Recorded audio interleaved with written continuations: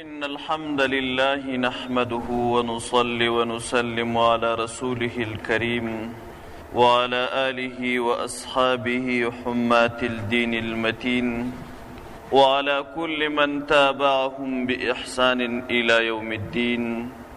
أما بعد فأعوذ بالله من الشيطان الرجيم. بسم الله الرحمن الرحيم. شهر رمضان الذي أنزل فيه القرآن صدق الله العلي العظيم. اورونو مؤمنانو، تاسو ټولو ته معلومه ده چې د لوی خدای جل جلاله په فضل باندې پر موږ باندې د روژې میاشت راورسېدل. دا یوه ډېره بهترینه میاشت ده. که هر څومره یو څوک پر وغږېږي بیا به هم خبرې لږ وي. دا د یوې ګټې میاشت ده، لکه په دنیا کې چې خلک کاروبارونه کوي، هر کس ته د خپل کاروبار سیزن ور معلوم وي چې د کال په پلانکۍ حساب په پلانکۍ میاشت کې زموږ د کاروبار سیزن دی. په دغه وخت کې زموږ مالونه ډېر خرڅېږي، پیسې ډېرې ګټلی سو. نو د عبادتو لپاره په ټوله کال کې د روژې میاشت سیزن ده. لکه د دنیا ګټې او مالونه چې په یو خاص وختو کې تر نورو ورځو زیات لاسته راځي، د آخرت ګټې یا د عبادت ګټې یا هغه دایمي ګټې، هغه بیا د روژې په میاشت کې زیاتې لاسته راتللی سي. دا میاشت د سیزن میاشت ده او په دې میاشت کې ګټې زیاتې لاسته راوړل کیږي. نو تاسو وګورئ، کم کسان چې په کاروبار پوهیږي، د هغو د کاروبار سیزن چې رانږدې سي، نو دوی د دغه سیزن لپاره تیاری نیسي. کم خاص مالونه چې په دغه ورځو کې خاص اهمیت لري، هغه راوړي، هغه خپل د کار وخت ته زیادت وله ورکوي، ستړیا پر ځان ډېره تېروي، پیسې زیاتې ماتوي، وخت زیات مصرفوي، په دې خاطر باندې چې ګټه ده. نو د دې میاشتې چې د آخرت دپاره سیزن ده او عبادت ده، د دې لپاره هم یو خاص اهتمام پکار دی چې هغه خاصې ګټې لاسته راوړل سي، هغه بهترین ټکي په نظر کې ونیول سي او د دې عظیمو ګټو څخه هر مؤمن مسلمان ځان برخمن. نو د دې لپاره چې موږ د دې عظیمو نکاتو څخه برخمن سو، د رسول الله صلی الله علیه وسلم هدایات او لارښوونې د دې میاشتې په اړه باندې خورا زیاتې دي. خو یو مشهور حدیث چې په اکثرو کتابونو کې راوړل سوی دی او رسول اکرم صلی الله علیه وسلم خپلو اصحابانو ته فرمایلی دی، یوه خطبه، یو نصیحت چې رسول الله صلی الله علیه وسلم خپلو اصحابانو ته فرمایلی دی او د هغه کسانو لپاره یې خوښ کړی دی چې رسول الله صلی الله علیه وسلم ورسره محبت درلودی. رسول الله صلی الله علیه وسلم د خپلو اصحابانو سره زیات محبت درلودی او نبی علیه السلام په څو احادیثو کې ویې فرمایلی دي چې زما اصحاب زما د زړه ټوټې دي. څوک چې زما د اصحابو سره محبت کوي، هغه زما سره محبت کوي. چا که زما د اصحابو سره بغض کاوه، عناد یې کاوه، هغه زما سره بغض و عناد کوي. نو رسول الله صلی الله علیه وسلم ته خپلو اصحابو زیات اهمیت درلودی، زیات محبت یې ورسره درلودی. نو د دې روژې میاشتې هغه مهم ټکي په څو لنډو الفاظو کې رانغښتي دي. حضرت سلمان رضی الله عنه فرمایي، وایي رسول الله صلی الله علیه وسلم د برات د میاشتې په اخیره کې موږ ته یوه خطبه واورول، یو نصیحت یې راته وکړي. په نصیحت کې د دې میاشتې اهمیت او فضیلت او ځانګړتیاوې راته بیان کړلې. نو اوس هغه حدیث بیانوو. رسول الله صلی الله علیه وسلم چې کوم هدایات کړي دي پر هغه باندې به ځو، د دنیا او آخرت دواړې ګټې به مو په برخه وي. حضرت سلمان رضی الله عنه فرمایي، قال خطبنا رسول الله صلى الله عليه وسلم في آخر يوم من شعبان قال يا أيها الناس قد أظلكم شهر عظيم مبارك شهر فيه ليلة خير من 1000 شهر. الحديث. سلمان رضی الله عنه فرمایي، وایي د برات د میاشتې وروستۍ ورځ وه رسول الله صلی الله علیه وسلم موږ ته خطبه وویل، نصیحت یې راته وکړي، بیان یې راته وکړي، د روژې د میاشتې اهتمام او هغه خاصې د ګټې نکات یې راته بیان کړلې او داسې یې راته وویل یا ایها الناس، ای خلکو پر تاسو باندې یوه ډېره مبارکه میاشت راغله، پر تاسو باندې یو ډېرې لویې میاشتې سیوری وغوړاوه.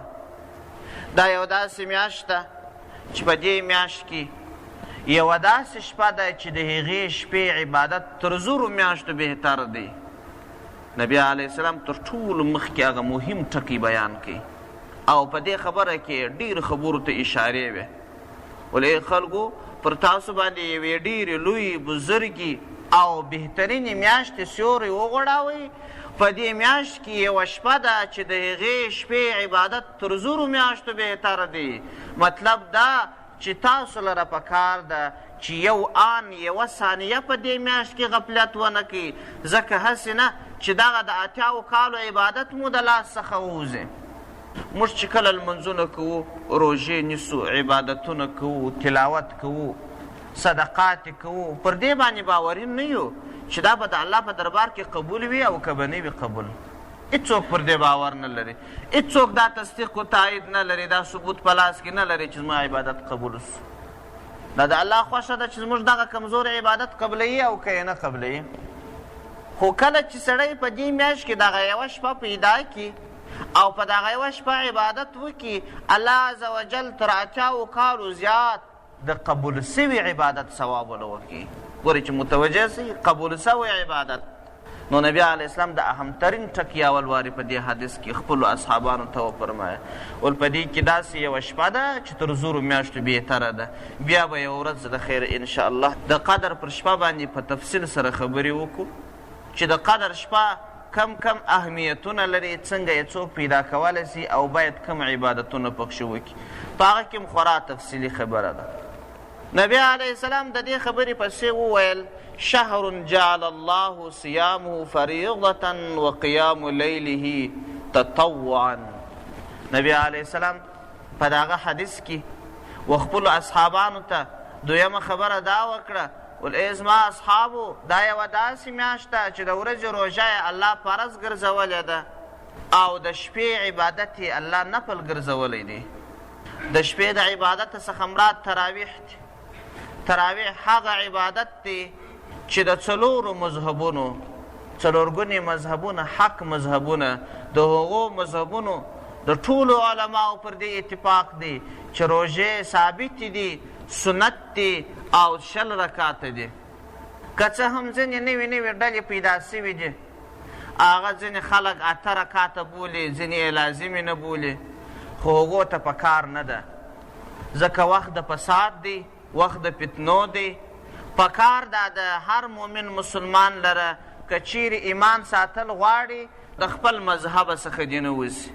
خپل مذهب د امام ابو حنیفه رحمت الله علیه چې تقریبا تر 1 میلیارد زیات علما پکښې سته او په سلهاو کلونه پر دې مذهب باندې د میلیاردونو مسلمانانو تګ او د علماو تصدیق او تایید راغلی دی. نو دغه مذهب مه پرېږدئ او د دې فساد او د فتنو په وخت کې به دې شي ته هم پام کوئ چې کم شی ستا په مذهب کې نه وي هغه به هم نه کوئ، ځکه شیطان د څو لارو څخه ستاسو سره ګرځي. د یوې لارې څخه دې د مذهبه باسي او د بلې لارې څخه بیا راځي نوي شیان په دماغو کې در پیدا کوي، وایي ونیسه دا کار وکړه، دا کار وکړه، هغه ستا په مذهب کې نه وي. کوشش به کوې خپل مذهب به کلک نیسې، هغه څه چې دې په مذهب کې نه وي هغه به هم نه کوې او کوم څه چې تا ته مذهب باسي هغه به هم نه کوې. خپل مذهب هغه رښتینی مذهب چې ستا ته راغلی دی پر هغه مذهب به عملیت کوې. د څلورو سره مذهبونو چې څلور سره حق مذهبونه دي د هغو پر دې خبره اتفاق دی چې تراویح سنت دي، سنت موکد دي او 20 رکاتونه دي. نو دغه تراویح چې کله یو مؤمن مسلمان کوي د لره پکار ده چې دغه سنت په داسې ترتیب باندې وکړي چې لږ تر لږه د لمانځه په ډول باندې وي. ځکه کله چې یو سړی نیت تړي، که د نفلو نیت تړي، نفل نیت اعلاني یې تړلی، دا نفل پر ده باندې لازم نه دی. خو کله چې نیت یې وتاړئ پر ده باندې فرض وګرځېدی، دا نفل واجب وګرځېدل، خامخا به بیا کوي. سنت تراویح که یې چیرې ته ونه کې یو سنت دې پاته سو او کله چې د نیت وتاړئ چې نیت مې دی د زړه د اخلاص لمونځ کوم 2 رکعاته سنت تراویح پر تا باندې واجب وګرځېدلې، ادا یې در باندې لازمه ده، بیا خامخا پوره کوې. نو په داسې ترتیب باندې به دا تراویح کول کېږي چې لږ تر لږه هغه فرضونه او واجبات یې پر ځای سي، لکه رکوع کول، سجده کول، هغه سنتونه مستحبات کې پاته سي په هر صورت باندې. دغه رکنونه، فرضونه، واجبات دا په تراویح کې کول، ادا کول دا بیخي لازمي دي.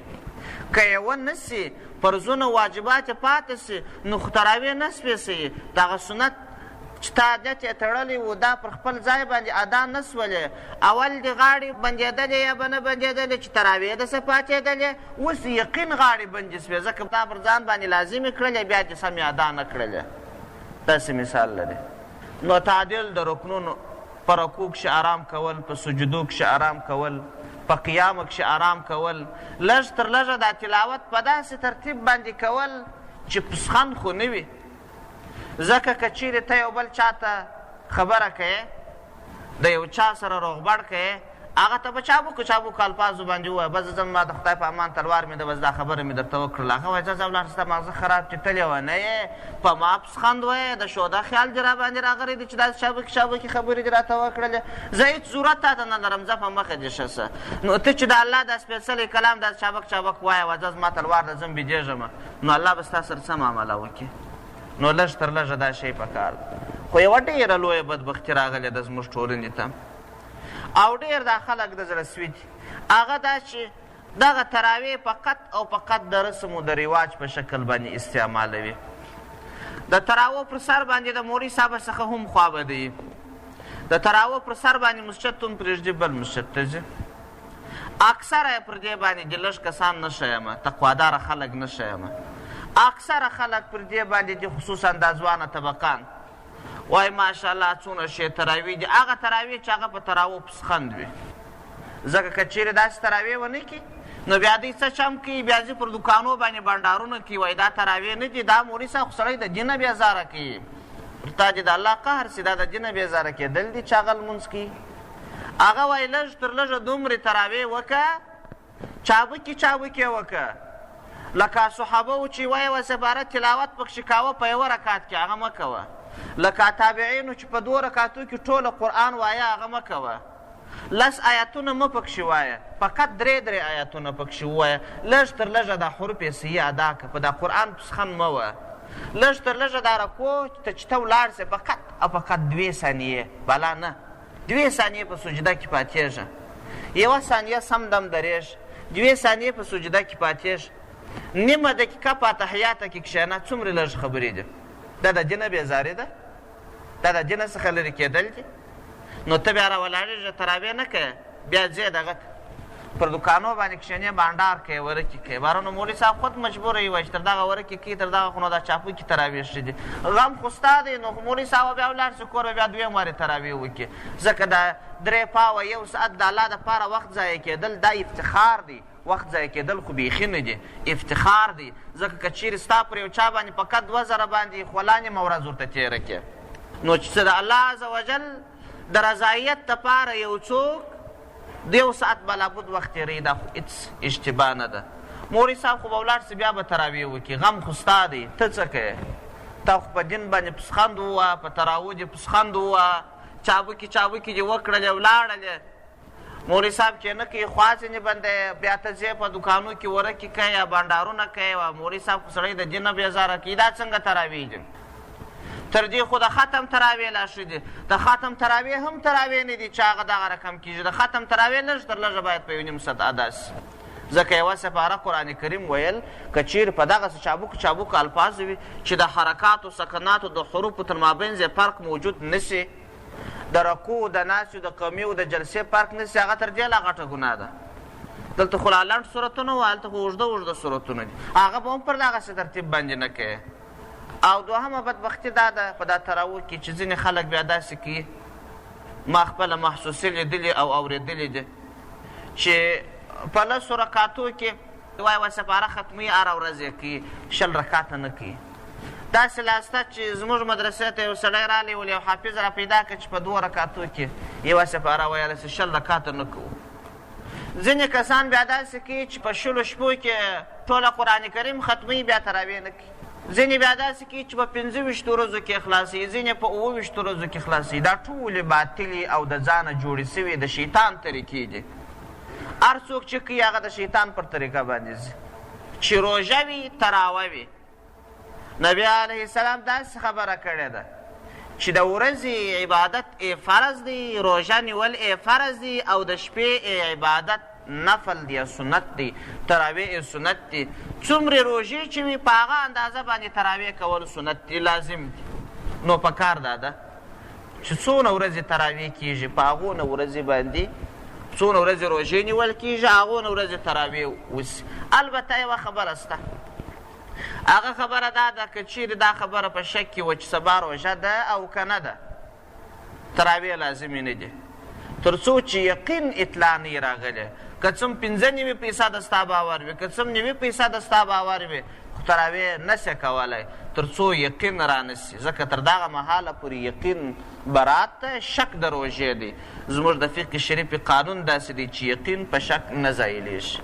او که چیرې د روژې د میاشتې آخره سوه شک په دې کې و چې سبا اختر دی او که نه دی، بیا به تراویح نه پرېږدي، حتما به یې کوې تر څو چې یقین اطلاع نه یې راغلی.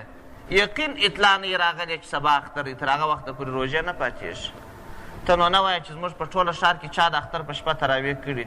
د شک اختر په شپه باندې د اختر په شپه خو نه شته، یا چې دا شک وي چې سبا اختر دی او که نه دی، په داسې شپه په ټوله ښار کې چا تراویح نه دي کړي. نو دا خو ورځ تر بلې دا شی عادت کېږي، دا شی رواج کېږي، آخر خلک ټینګ پر ګرځېږي. تاسو وګورئ ځینې شیان شته چې اوس خلکو بد اعمال او بد عادات ځینې جوړ کړي. د وخت د زمانې یو عالم یو نیک کار راخستی، یو جایز کار یې راخستی، یو ورځ یې کړی، آخر خلک پر ټینګ سپارې داسې وبولي لکه واجب. دا پر 28 باندې تراویح خلاصول، یا پر 29 باندې تراویح خلاصول، یا پر 26 باندې تراویح خلاصول. دا به ځینې وخت علماو داسې وکړل چې په دغه ورځ باندې که چیرې سړی تراویح خلاصې کړي، دا یوه و دوې پرېږدي، پروا نه کوي، پاته دې سي. دا یې نیت نه و، دا یې اراده نه وه چې تاسو یې نوباره رواج وګرځوئ، الکال یې پرېږدئ. که یو کال پاته سي پروا نه کوي.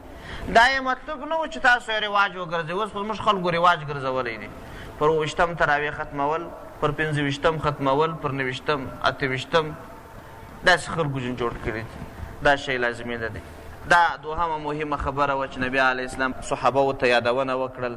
دریم شی نبي علیه السلام دا بیا فرمایلی دی: من تقرب فیه بخصلة من الخیر کان کمن ادى فریضة فیما سواه ومن ادى فریضة فیه کان کمن ادى 70 فریضة فیما سواه. دوهمه مهمه خبره نبي علیه السلام دا کړې ده.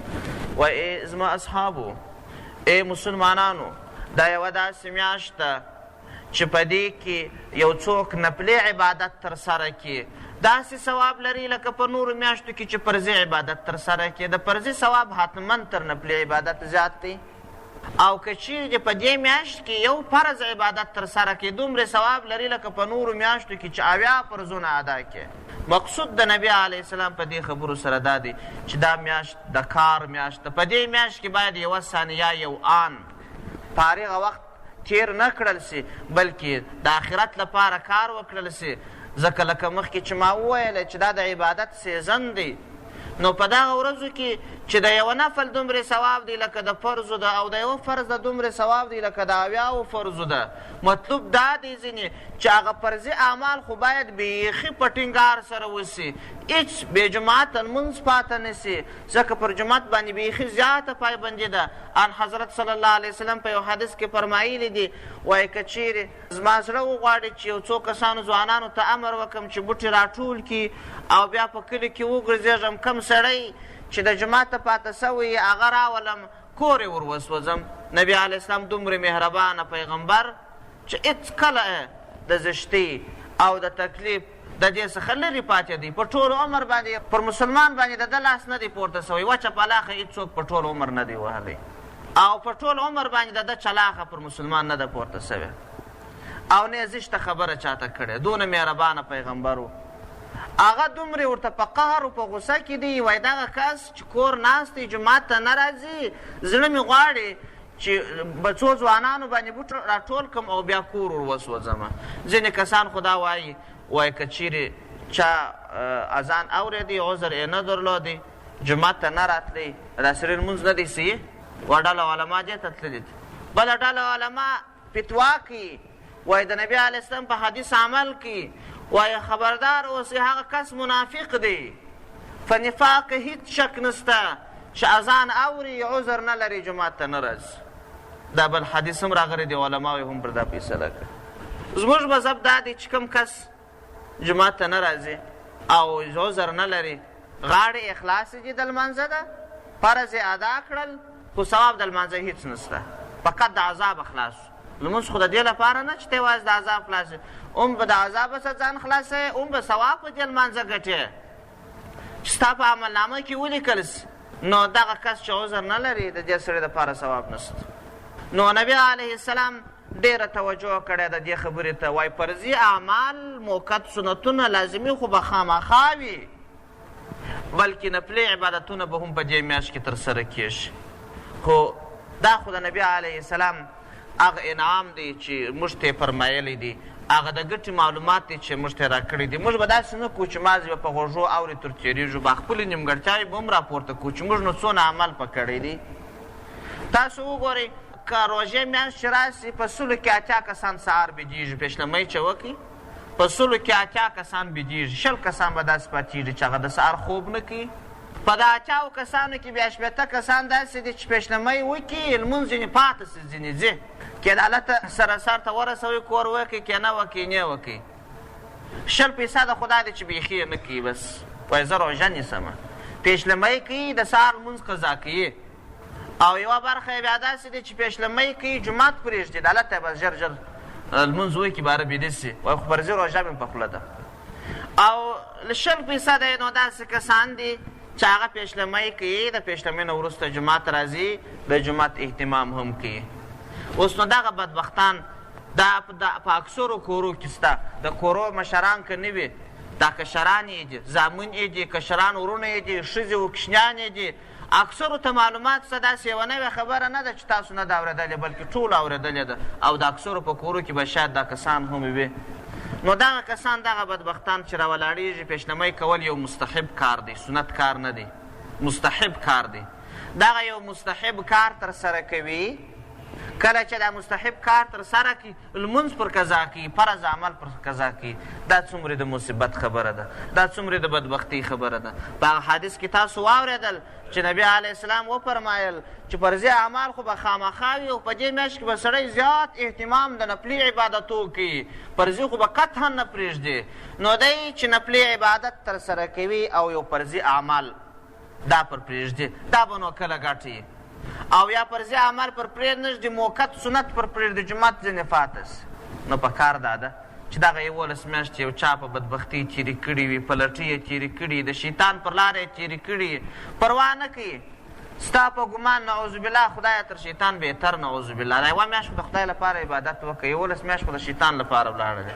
دا یوه میاشت خو د خدای لپاره وکړه، که نو شیطان خو ستا دښمن دی، قطعا یو ګام باید د شیطان پر لاره باندې ته نسې ولاړ. په هر صورت باندې نبي علیه السلام و دې شي ته ډېره توجه وکړل چې تاسو به عبادت کوئ. تاسو وګورئ زموږ خلک چې پېشلمۍ وکړي، لمونځ د سهار قضا کړي، تر هغه متوسط یې نو دا دی چې د الله ته کور یې وکړي، جومات پرېږدي. پېشلمۍ یو مستحب کار دی، یا فرضي عمل پر پرېږدي، یا موقت سنت جومات پر پرېږدي، هغه جومات چې مخکې ما د اهتمام خبرې وکړلې.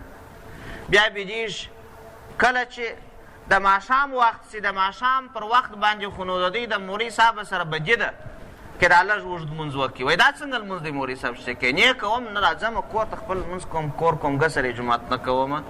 دا څنګه لمونځ دی چې مورې صاحب یې کوي؟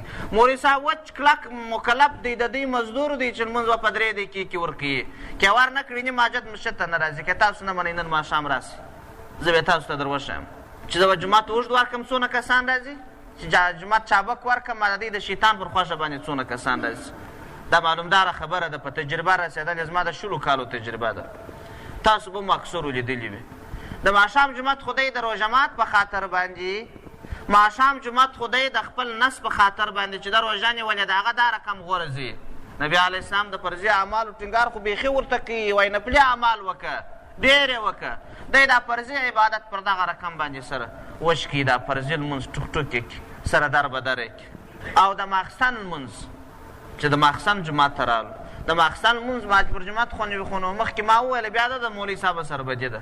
حتمن به چابکي تراویح کوي، چابک جومات به کوي، کې اوږد به کوي، سم ټوله حقوق د لمانځه یې ادا کړل. دا مولوي صاحب سره بیا د ده بدي ده، په هغه پسې بیا دی لمونځ نه کوي، هغه بیا دی د جومات څه بېزاره کوي، د دینه څه بېزاره کوي. دا یوه خبره. او بله خبره دا کوي مولوي صاحب مکلف دی چې په دې میاشت کې به جومات تر خپل وخت رامخکې کوي، که رامخکې نه کړي هغه فضیلت کار ترسره کړي چې د ماخستن په جومات کې ناوختوالی مستحب دی، بیا دی نه راځي. وایي نو پر ما باندې خو ټوله شپه په تراوه تېره سول یا په پیشلمي تېره سوله، زه خو مسکین یم، عیالداره سړی یم، خواري کاږم، روزګار لرم، کاروبار لرم، دوکانداري لرم، زما څه به نو کاروبار پاتې.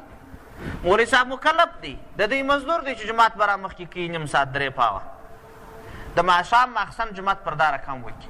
دا څه نابلده خبرې نه دي، ټوله ورسره بلد دي د دې کیسو سره. د سهار جومات خو در پیشلمي قربان سو در خوب، د ماښام جومات تر روژه مات قربان سو، یا به نه وي یا به چابک کېږي په جومات باندې، یا به جومات پاته وي.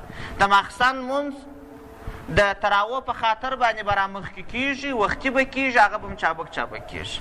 داسې خو نو ډېر لا په سترګو خلکو لیدلي دي چې د مازدیګر جومات د تیارۍ لپاره چې د روژه مات لپاره تیاري نیسي، د هغه لپاره یې قرباني کړې وي، جومات چې تېر شوی چې دی د روژه مات لپاره ډول ډول خواړه برابروي.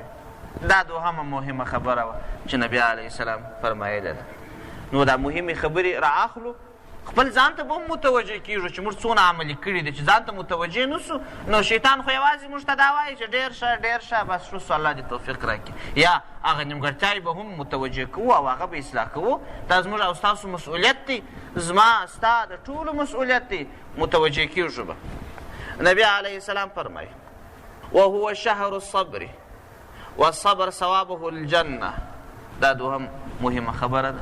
نبی علیه السلام فرمایي وایي دا میاشت د صبر ده، د زغم میاشت ده، د بردوبارۍ میاشت ده، او د صبر جواب د ثواب جنت دی. د صبر څخه علمای کرامو دا اخیستې ده چې په دې میاشت کې به هر مؤمن مسلمان پر ځان باندې لوږه تېروي، تنده به پر ځان تېروي، بدخوابي به پر ځان تېروي، ستړیا به پر ځان باندې تېروي. ځکه دا ثواب یې په دې کې دی چې هر څومره ستړیاوې زحمتونه تکلیفونه پر انسان باندې ډېر تېرېږي، په هغه اندازه باندې ثواب زیاتېږي. حضرت علي رضی الله عنه فرمایي وایي زه د درو شیانو سره محبت لرم. یو دا چې د دشمن د الله د دشمن پر سر باندې زما توره پرته وي، او دوهم دا چې زه په ګرمۍ کې روژه نیسم او په دې روژه کې ډېر زیات تږی کېږم. دا تنده چې زما هر څومره زیاتېږي په هغه اندازه باندې زه خوند پر اخلم. ځکه دا هغه کسان وه چې هغه حقیقي د عبادت خوند یې څکلی و. نو په دې میاشت کې چې هر څومره ستړیا پر سړي راځي، هغه مؤمن مسلمان لره پکار ده باید ویې زغمي. دغه منفي نکات باید ایسته کړي. زموږ خلک خو داسې نه کوي، د صبر میاشت چې ده عمل نه پکوي. یو په دې میاشت کې تر نورو میاشتو ډېر خواړه راوړي، ځکه شیطان خوابدی کېږي. په روژه مات او په پیشلمي به ډول ډول خواړه وي، که نه یې د نفس او شیطان خوابدی کېږي. په دا ورځو کې به دی ډېر خوب کوي، ځکه تږی کېږي او بیا وږی کېږي. په دغه شپو کې به دی ګرځي، تفریح به کوي، روژه به پر ځان لنډوي. مجبوره دی تاسو وګورئ چیرې تللی وئ پلانکي ځای ته، ولا روژه مې لنډوله، نو تا دې د خدای قهر ووایي، نو ولې دې لنډوله؟ نو ته د الله ثواب دې نه دی خوښ، د الله عبادت دې نه دی خوښ. نو په کار دا ده، نبي علیه السلام وایي دا میاشت د صبر ده. زحمت پر ځان تېر که، تکلیف پر ځان تېر که، لوږه پر ځان تېر که، تر نورو میاشتو کم خواړه وکړه. کتاب کې راځي وایي که تر نورو میاشتو کم خواړه ونه خوړل سي، د روژې مقصد نه سي لاسته راوړل کېدلی. د روژې مقصد که لاسته راوړل غواړې، نو د نبي علیه السلام په دغه ټکي عمل وکړه چې هو شهر الصبر، د صبر میاشت. زحمت پر ځان تېر که، لوږه پر ځان تېره که، تنده پر ځان تېره که. دا دوهم مهمه خبره ده. څلرمه مهمه خبره دا ده چې نبي علیه السلام فرمایي وشهر المواسات وشهر يزاد في رزق المؤمن من فطر فيه صائما كان مغفرة لذنوبه وعتق رقبته من النار وکان له مثل اجره من غیر ان ينقص من اجره شیء. دا بله مهمه خبره ده. نبی علیه السلام و اصحابانو ته فرمایي وایي دا میاشت د مواسات ته د غمخوارۍ میاشت ده. د غمخوارۍ میاشت دې ته ویل کېږي چې ته راولاړ سې د یو مسکین د یو غریب په احتیاج او اړتیا باندې ځان خبر کې کومک ورسره وکړې. داسې نه چې تا ته ډول ډول خواړه پراته وي، 20 ډول خواړه درته پراته وي، یا 20 ډول خواړه دې نه وي، 15 ډوله دې وي، 15 ډوله هغه کس ته وله ورکړې چې هغه محتاج دی، اړ دی، په دې ګرمي کې، په دې روژه کې، په دې لوږه و تنده کې خوراک نه لري، یا دومره خوراک لري چې دی ګزاره نه شي په کولی، یا د ټولو عیالو ګزاره نه په کېږي. ته په خلکو څه خبر یې چې څومره خلک محتاج دي؟ خامخا محتاج هغه کسان دي چې فقر به کوي، یا داسې کسان احتیاجمند کسان شته چې هغه په خوله باندې هېڅ نشي ویلی، چا دا جرأت نشي کولی، لوږه و ستړیا و زحمت و تکلیف پر ځان باندې زغمي. ورسره داسې خلکو سره کومک وکړه. دغه ته د غمخوارۍ میاشت ویل کېږي. مرسته ورسره وکړه. او بل دا که چیرې ته 20 ډول نعمت ونه لرې، 10 ډوله ونه لرې، 1 ډول ولرې، هغه هم په مټې ستا بس چې د هغه ورسره نیمه یې که. نبي علیه السلام د دا خبرې ته اشاره کړې ده. وایي دا یوه داسې میاشت ده چې په دې میاشت کې د مؤمن رزق زیاتېږي. وایي که دې بل مسلمان سره مرسته وکړل، الله پاک ستا رزق در زیاتوي. د نبي علیه السلام دا خبره کړې ده. او ډېر نعمتونه درلودې خو بیخي دې غاړې بندې دي، ځکه الله په قرآن کې فرمایي وفي اموالکم حق للسائل والمحروم. ستاسو په مالونو کښې د سائل سوال کوونکي او د هغه بې برخې چې مال او شتمني نه لري د هغو حق سته. د هغو حق ځینې ورکړي، دا ستا د همسایه حق ده، ستا په 20 نعمتو کې سته. د بل حق دی چې خورې غاړې دې بندې دي، ورې کړه. او همدا ډول نبي علیه السلام فرمایي وایي که چیرې په دې میاشت کې یوه روژاتي ته چا روژه مات ورکړي، نو الله جل جلاله به څو کارونه ورسره وکړي. یو کار به دا ورسره وکړي چې هر څه ګناهونه ده کړي د هغه به الله ورمعاف کړي. دوهم کار به دا وکړي چې الله پاک به د دوزخ د اور څخه آزاد کړي. دریم کار به الله دا ورسره وکړي د هغه روژاتي چې روژه یې نیولې وه د هغو چې څونه ثواب و هغو نه ثواب به ده ته هم وله ورکړي. داسې نه چې د هغه د ثواب څخه به یو شی کم سي، من غیر ان ينقص من اجورهم شیئا. د هغه د ثواب څخه به هم د هېڅ شي کموالی نه راځي، دته به پوره ثواب وله ورکړي. دا څومره لوی ګټه ده. صحابه پوښتنه ځینې وکړله ول یا رسول الله موږ خو ټوله مسکینان یو، بلکې اکثره مسکینان یو، ټول خلک د دې توان نه لري چې د یو روژاتي روژه ماتې ورکړي. نبي علیه السلام ورته وفرمایل ول د دې مطلب دا نه دی چې ته نو دی په ډول ډول خواړو موړ که، بلکې د دې مطلب دا دی چې ته یو روژاتي ته یو غړپ اوبه ورکه، یو غړپ شیدې ورکه، یوه خورما ورکه چې هغه تش روژه په ماته کې. دا څومره اسانه کار دی او څومره لوی ګټه باندې پرته ده. د دې به څومره ډېر ثواب وي چې دا کلي و محل خلک ټوله مسجد ته راووځي او هر یو تر خپله وسه پورې یو روژه مات مسجد ته راوړي. دغه مسکینان مسافر چې هغه د لرې ځایو څخه راغلي دي، هغه کور نه لري، ځای نه لري، د خوراک پیسې په هوټل کې نه لري، هغه راسي دلته دا ستا په خوراک باندې روژه ماته کړي، څه تاوان به پېښ سي؟ که چیرې تا کور ته یو چاریک بنډۍ راوړلې په روژه کې چې 12 سیره راوړې، 12 سیره سیر به نو یا په 50 لویږي یا په 50 لویږي. دا 10 افغانۍ چې بلابود ستا د مصرف سي او هره ورځ ته دومره لوی لوی ثواب وګټې، دا به بد کار وي؟ دا به تاوان وي؟ یا هېڅ کله نه دی تاوان. نو په کار ده چې دغه ګټه پورته کړو، راووځو. که هغه هم نسو کولی، دا 2 سیره بنډۍ هم بلابود نسو پخولی، د یوه لسې تر ډوډۍ هم نسو تېرېدلی، ډوډۍ په 10 افغانۍ ده، دا هم نسو کولی. نو بیا به د یو 5 خورماوې رانسو، فقط 5 کسانو ته به ورکړو. خورما به دانه په افغانۍ بالا به نه یا به په افغانۍ 2 دانې یو مسلمان ته به په دا سړک ورکړو چې واخلم وروره ته په دې باندې روژه ماته کړه. دا څومره ښه کار دی. نو دا بله مهمه خبره ده. یو څو مهمې خبرې خو نو لا نورې هم شته، وخت را لنډ دی، نو الله جل جلاله دې موږ او تاسو ته توفیق را نصیب کړي. دغه څو مهمې خبرې د نبي علیه السلام هغه ضروري هدایت وې، یو 2 یا 3 یې پاته سوله، هغه به بیا بله جمعه د خیره سره ګورو. الله دې توفیق را نصیب کړي چې د دې عظیم نعمت څخه ګټې پورته کړو. واخر دعوانا ان الحمد لله رب العالمین.